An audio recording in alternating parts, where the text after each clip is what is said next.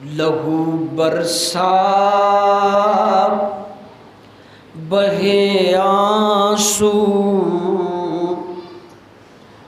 لٹے راہرو کٹے رشتے ابھی تک نامکمل ہے مگر تکمیل آزادی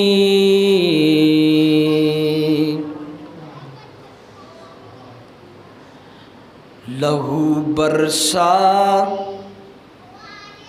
بہے آنسو کٹے راہرو کٹے رشتے لٹے راہرو کٹے رشتے مگر ابھی تک نامکمل ہے تکمیل آزادی۔ معزز سامعین حاضرین، ابھی 14 اگست قریب گزرا ہے۔ اس حوالے سے پاکستان کو کس وجہ سے بنایا اور بنانے کے مقاصد کیا تھے، کن لوگوں نے پاکستان بنایا اور اب پاکستان کہاں کھڑا ہے، پاکستان کس طرف جا رہا ہے، پاکستان کے مقاصد کتنے حاصل ہوئے کتنے نہیں ہوئے، کیا واقعی پاکستان آزاد ہے یا پھر ایک انگریز کی غلامی سے نکل کر دوسرے انگریز کی غلامی میں ہے۔ چھوٹی سی جھلک، تھوڑا نقطہ میں بیان کروں گا، امید ہے آپ سمجھنے کی کوشش کریں گے۔ اللہ ہم سب کو سمجھ اور فکر عطا فرمائے۔ ہم سب کو پتہ ہے کہ دو قومی نظریہ، یہ مشہور معروف مطالعہ پاکستان کی ایک صفحہ ہے، ایک کہانی ہے۔ دو قومی نظریہ جس میں ایک قوم مسلمان اور دوسری قوم غیر مسلم۔ اس دوسری قوم غیر مسلم کے اندر سب لوگ شامل ہیں، ہندو، سکھ، عیسائی، یہودی وغیرہ، سب غیر مسلم۔ اس دو قومی نظریے کے 14 نکات ہیں جو اسٹوڈنٹس کو ہائی اسکول لیول میں یاد کروا دیے جاتے ہیں کہ وہ 14 نکات کیا تھے۔ میں اس پہ نہیں جانا چاہتا، میں نے کہا کہ میں اوورآل چھوٹی بات کروں گا۔ تو مقصد دو قومی نظریے کا یہی تھا کہ دو قومیں جو مختلف نظریات رکھتی ہیں، مختلف سوچ رکھتی ہیں، مختلف تہذیب اور ثقافت ہے، وہ اکٹھے نہیں چل سکتے۔ اور اس کے لیے بہت ساری تاریخوں میں یہ درج ہے، بہت سارے واقعات رونما ہوئے کہ واقعہ ہی دو قومی نظریے، یعنی مختلف دو قومیں جن کی سوچ، مذہب، ثقافت مختلف ہو، وہ اکٹھے نہیں رہ سکتے۔ اور اسی نظریے کے تحت پاکستان ایک ایسی دھرتی بنائی جہاں ایک قومی نظریہ یعنی مسلمان آباد ہوں گے اور غیر مسلم ہندوستان میں رہیں گے۔ لیکن اس پاکستان کے جس مقصد کے لیے کہ یہاں ایک مذہب کے لوگ ہوں گے، وہ سارے تو ہم جمع نہیں کر سکے، بلکہ مسلمان انڈیا میں جتنے اس وقت ہیں اتنے ہی پاکستان میں ہیں۔ اگر آپ کہیں کہ 22 کروڑ یا 23 کروڑ مسلمان پاکستان میں ہیں، تو بھائی اتنے ہی بلکہ اس سے کچھ زیادہ مسلمان ہندوستان میں ہیں، اور جو بنگلہ دیش پاکستان کا ٹکڑا علیحدہ ہوا اس میں بھی کروڑوں مسلمان ہیں۔ تو مسلمان تو پھر بھی بکھرے پڑے ہیں، اکٹھے نہیں ہو سکے، ایک قومی نظریہ پایا تکمیل تک نہیں پہنچ سکا۔ اس دو قومی نظریوں ابھی تک ہم اس کے جو لائے عمل ہے اس پہ پورا نہیں اتر سکے۔ بہرحال اس دو قومی نظریے کے تحت علماء، فقہاء، عزام، پیر، فقیر اور لیڈران، سیاستدان، استاد، ہر شعبے کے لوگ، کسان، غریب، امیر، سب نے مل کر کوشش کی اس دو قومی نظریے کے تحت کہ ایک آزاد ریاست پاکستان بنا جائے اور اس میں خالصتاً جو دین ہے، جو آئین پاکستان ہے، وہ اسلام ہو۔ میں آگے چل کر اس کے حوالے بھی دیتا ہوں۔ تو اس کے لیے بلند ہوئے نعرے، کوششیں تیز ہوئیں۔ ہم سب جانتے ہیں کہ یہ نعرہ عام تھا، پاکستان کا مطلب کیا؟ لا الہ، یہ اس وقت کا نعرہ ہے۔ بن کے رہے گا پاکستان، یہ اس وقت کا، کہ پاکستان بنانے کا مطلب لا الہ الا اللہ محمد الرسول، یعنی ایسا ملک جس میں لا الہ الا اللہ محمد الرسول اللہ کا قانون نافذ ہوگا۔ مگر پھر کیا ہوا؟ اس قانون، اس کی کوشش میں بڑے بڑے علماء اور پیر جہاں کوشاں تھے، وہاں سیاستدان بھی تھے۔ لیکن آپ تاریخ پاکستان یا تحریک پاکستان آپ پڑھیں گے تو پتہ چلے گا علماء کی بڑی قربانیاں ہیں۔ آپ علماء کو نکال کر نہ تو تحریک پاکستان مکمل کر سکتے ہیں، نہ ہی تکمیل پاکستان مکمل کر سکتے ہیں۔ مثال کے طور پر میں نے یہ ایک لکھا ہے، تحریک پاکستان سے ایک نقطہ تھوڑا سا لیا ہے۔ مختلف صوبوں سے جو علماء متحرک تھے، ان میں سے چند علماء کا میں نام عرض کرتا ہوں۔ پیر آف مانکی شریف حضرت محمد امین الحسنات، انہوں نے تحریک پاکستان میں بڑا کردار ادا کیا اور مسلم لیگ اس وقت جو بنائی گئی اس میں شمولیت اختیار کی، اور اب موجودہ جو صوبہ کے پی کی ہے اس کو انہوں نے متحرک کیا۔ اور آپ حیران ہوں گے، ایک نہیں 12 لاکھ مجاہد تیار کیے جو پاکستان کو بنانے میں، اس کے تکمیلی مراحل میں ان کے اپنے لاکھوں میں مریدین تھے۔ اور آپ حیران ہوں گے کہ کروڑوں میں پاکستان بنانے کے لیے انہوں نے چندہ بھی دیا، متحرک بھی ہوئے، ریفرنڈم میں بھی شمول ہوئے۔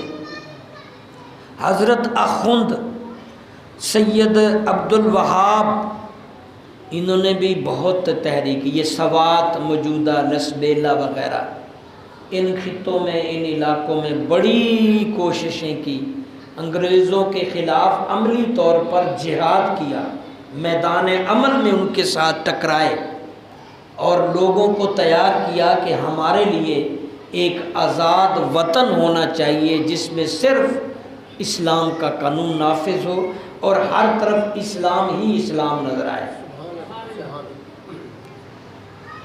1945 میں یعنی پاکستان بننے سے پہلے پیر صاحب مانکی شریف میں 500 سے زائد علماء، مشائخ، عزام 3 روزہ کانفرنس انہوں نے پشاور، نوشہرہ منعقد کی۔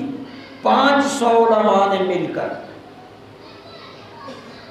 لاکھوں تعداد میں لوگ اتنے زیادہ تھے کہ 6 کلومیٹر تک انسان ہی انسان تھے، 1 کلومیٹر نہیں، 6 کلومیٹر تک انسان ہی انسان تھے۔ اور یہ سارے علماء کی کاوش تھی۔ 500،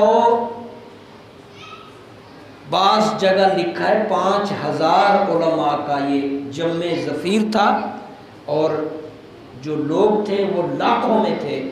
اور قائد اعظم کو انوائٹ کیا گیا اور محمد علی جناح سے ان کا نام قائد اعظم رکھ دیا گیا۔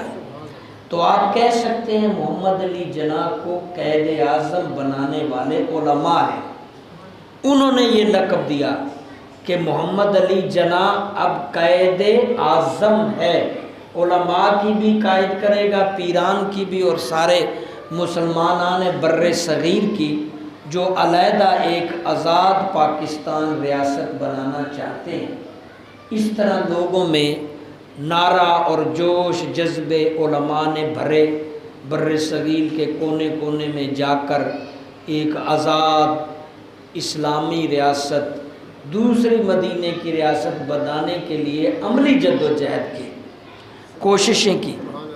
میں ان میں چند اور علماء کا نام لے دوں کیونکہ وہ تحریک پاکستان کا حصہ ہیں۔ دو طرح سے، ایک سیاسی ٹیم تھی، ایک مذہبی ٹیم تھی۔ مذہبی ٹیم عوام کو اندر سے بیدار کرتی تھی، محلوں سے، گلیوں سے، شہروں سے، صوبوں سے، اور جو سیاسی ٹیم تھی وہ اوپرلی سطح پر ہندوؤں کے ساتھ، انگریزوں کے ساتھ ملکی اور انٹرنیشنل لیول پر بات چیت کرتی تھی۔ تو یہ دونوں کا کردار جو ہے وہ ناقابل فراموش ہے۔ سیاسی ٹیم کے جو لوگ تھے ان میں بھی بڑے علماء تھے، وہاں قائد اعظم اہم تھے جن کو علامہ اقبال نے متحرک کیا، اور جہاں علماء کا کردار ہے ان میں پیر عبداللطیف ذکوری شریف، عبدالستار نیازی کا نام تو آپ نے سنا ہے، بلکہ کئی لوگ بیٹھے ہوں گے جنہوں نے دیکھا بھی، ہم نے بھی ان کی زیارت کی، ملاقات کی، ان کا بھی بہت کردار ہے۔ اسی طرح احمد شاہ نورانی، ان کے والد، آپ تو اس وقت کم سن تھے لیکن اپنے والد کے ساتھ تھے، بہت کوششیں کی۔ تونسا شریف کے پیر صاحب تھے، سید جماعت علی شاہ، یہ لاکھوں روپے اور لاکھوں اپنے مریدین وقف کر رہے تھے پاکستان بنانے کے لیے۔ مولانا مصلح الدین عبدالواسع، مولانا گل، بادشاہ گل، بہت زیادہ علماء کے نام ہیں جنہوں نے قائد اعظم بنایا، یعنی محمد علی جناح۔ اب یہاں ایک نکتہ کہ ہم جس طرف آنا چاہ رہے ہیں کہ پاکستان بنانے کے لیے اسلام کو مد نظر رکھا، اسلامی قانون ہوگا۔ اب جب یہ پشاور میں نوشہرہ کی طرف 6 کلومیٹر کا لمبا چوڑا مجمع جس میں ان گنت انسان مسلمان اور 6000 سے زائد علماء جمع تھے، وہاں قائد اعظم کے جو الفاظ تھے آج بھی وہ تاریخ کا حصہ ہیں۔ قائد اعظم نے کیا فرمایا تھا وہاں؟ مسلمان ایک خدا اور رسول آخری محمد صلی اللہ علیہ وسلم اور قرآن پر ایمان رکھتے ہیں، یہ ان کے الفاظ تھے۔ مسلمان ایک خدا اور آخری رسول محمد صلی اللہ علیہ وسلم اور قرآن پر ایمان رکھتے ہیں، اور ساتھ ہی کہہ دیا یہی ہمارا آئین ہے، پاکستان جب بنے گا انشاءاللہ، فرمایا قائد اعظم نے، یہ ہمارا آئین قرآن موجود ہے جو 1300 سال قبل ہمیں وراثت میں ملا، اور یہی قرآن کا قانون پاکستان میں نافذ ہوگا۔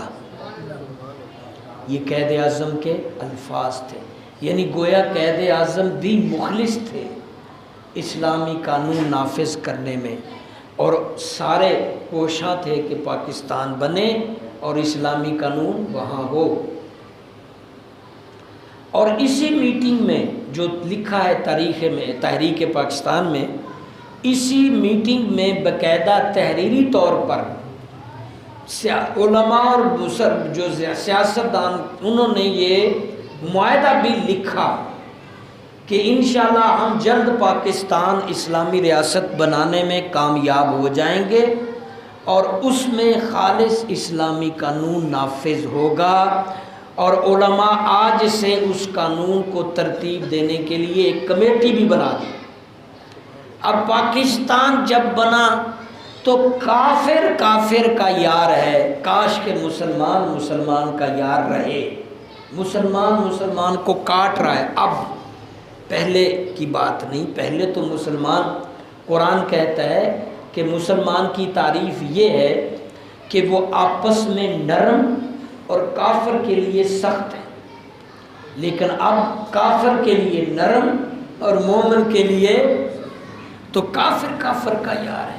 کافروں نے مل ملاٹ کر کے ہمارے بہت سے جو پاکستان میں حصے آنے تھے، حیدرآباد ریاست ہے اور بھی میرا خیال 8-10 ریاستیں ہیں، پنجاب کے بہت سارے صوبے ہیں جو ہمارے، بہت سارے اضلاع جو ہمارے پاکستان کا حصہ بننے تھے، نہیں بنے۔ کشمیر تھا جو پاکستان کا حصہ بننا تھا، اس کا کچھ حصہ بن سکا، باقی اس کے پاس ہے۔ تو بہت جتنا علاقہ اب پاکستان کے پاس ہے، اتنا علاقہ ہمارے حصے کا انڈیا نے قبضہ کر لیا انگریزوں سے مل کر، اور پھر جتنا بھی یہ ٹکڑا ملا، شکر الحمدللہ، ہماری دادی جان پاکستان میں ہجرت کرتے ہوئے راستے میں شہید ہوئی۔ ہمارے بہت سے خاندان کے افراد، ہم مہاجر ہیں، اور آپ میں سے بہت سے لوگ مہاجر ہوں گے جو انڈیا کو چھوڑ کر پاکستان میں آئے، اور بہت سے یہاں انصار بھی ہوں گے جو یہاں کے رہائشی ہیں پہلے سے پاکستان بننے سے۔ لیکن وہ داستان بڑی تلخ ہے جو لاکھوں لوگ ہجرت کر کے، دنیا کی تاریخ کی اتنی بڑی ہجرت کبھی نہیں ہوئی، لاکھوں لوگ، بعض اندازے کے مطابق 20 لاکھ سے بھی زیادہ، اور بعض اندازے سے کہ جو ادھر آئے یا ادھر سے ادھر گئے ملا کے 50 لاکھ سے بھی زیادہ۔ ایک انگریز مورخ 1 کروڑ کا لکھتا ہے، ظاہر 1 کروڑ تو ہو ہی جائیں گے، جب ہندو سکھ ادھر سے ادھر جا رہے تھے، مسلمان ادھر سے ادھر آ رہے تھے، تو وہ لاکھوں میں تھے۔ دنیا کی تاریخ میں اتنی بڑی ہجرت کبھی نہ دیکھی، شاید نہ دیکھیں گے، اور اتنی جذبے والی اور اتنی گھٹن ہجرت تھی کہ دلوں میں یہ جذبہ لے کر مسلمان لاکھوں سفر کر رہے تھے اس ریاست کی طرف جس ریاست میں انہیں اللہ اور اس کے رسول کا قانون نظر آ رہا تھا، جس ریاست میں امن، راحت، عزت نظر آ رہی تھی، جس ریاست میں دیانت، امانت اور اخلاق اور اخلاص نظر آ رہا تھا۔ وہ دین کے سارے رکن ہوتے ہوئے اس دھرتی کو گویا ثانیہ مدینہ سمجھ رہے تھے، اور ہزاروں لوگوں نے اس دھرتی میں قدم رکھتے ہی سر سجدے میں رکھا، ہزاروں لاکھوں لوگوں نے اس دھرتی میں آتے ہی بوسے دیے۔ اس دھرتی کو وہ مدینہ ثانی سمجھتے تھے، مگر کافر بھی چال باز ہیں، اور ہمارے اندر کے لوگ جو ہمیں مار جاتے ہیں وہ کافروں کے یار ہیں۔ اور پاکستان بننے کے بعد پھر قائد اعظم 12 رکنی علماء نے قائد اعظم کو آئین پاکستان دیا، جو قرآن حدیث پہ مربوط ہے، مکمل کر کے دیا۔ قائد اعظم نے لے کر رکھ لیا، اور آئندہ یعنی کچھ دنوں بعد جو اسمبلی کا اجلاس ہونا تھا، اس میں آئین پاکستان یعنی اسلامی قانون نافذ ہونا تھا۔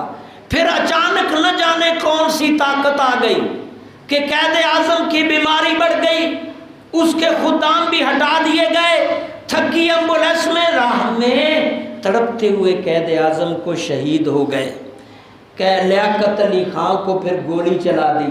جو اسلام کے لیے سوچ رکھنے والے درجنوں ہزاروں علماء بھی قتل کر دیے۔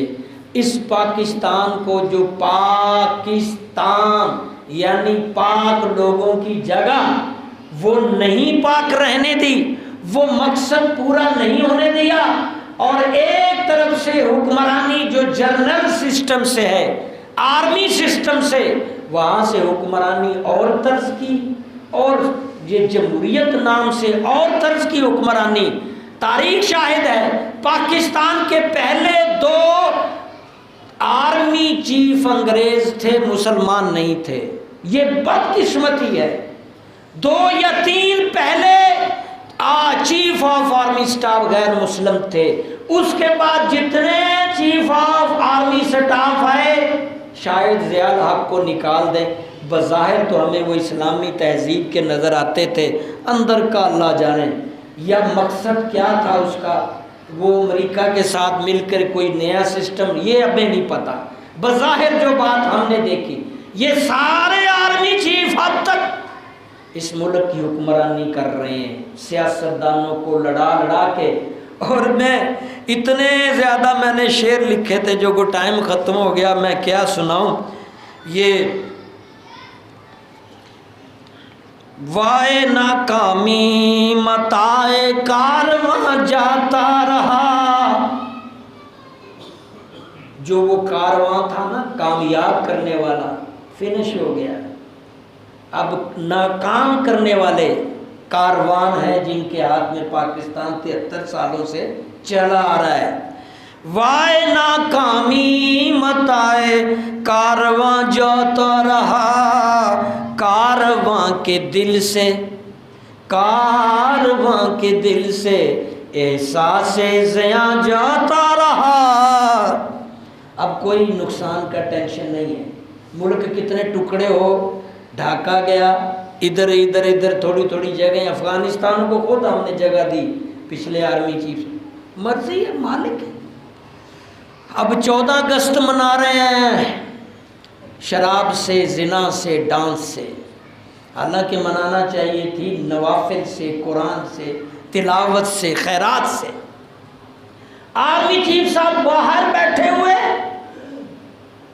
خوب ڈانس کے ساتھ نغمہ سن رہے ہیں، بےہودہ ڈانس کے ساتھ، ادھر وزیر اعظم بیٹھے، وزیر اعظم اس میں کروڑوں خرچ کر کے ناچ گانا ہو رہا ہے۔ جن عزتوں کو بچانے کے لیے بنایا تھا پاکستان،